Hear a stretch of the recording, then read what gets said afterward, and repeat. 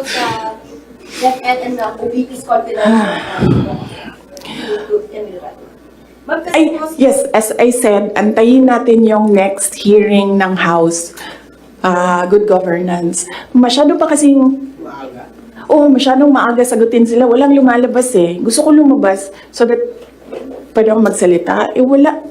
Kahapon, wala naman. all lawmakers were questioning about the... Pinapasumpilan nila yung mga tao nyo. Yes. Ang position ko dyan, sa DepEd, hindi na ako nakikipag-usap sa kanila doon eh. Sabi ko, kayo nang bahala kung anong gusto nyo gawin dyan. Pero dito sa Office of the Vice President, sinasabihan ko yung mga tao na kapangalan, kung ano yung gusto mong gawin, yun ang susuportahan ko. Kung ayaw mo umattend, susuportahan kita. Kung gusto mo umattend, susuportahan kita.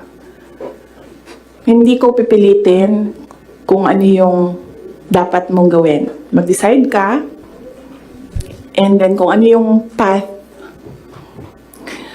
if you decide on the path that you will take, I will support you on that. So, hindi pa kami nagkausap nung merong mga subpina, hindi pa kami nagkausap kung ano yung gusto nilang gagawin. Basta sinabihan ko sila, I will be with you every step of the way. Sinabihan ko din sila, kung ang decision mo ay magpa-detain, sinabihan ko din sila, sasamahan kita doon sa loob ng detention. Walang problema yan sa akin.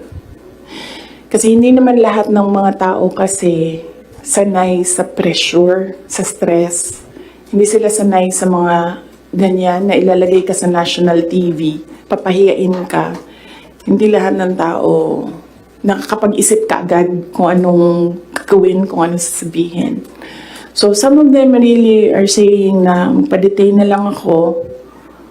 And then, sabi ko sa kanila na, okay, walang problema yan. Samahan ko kayo sa detention.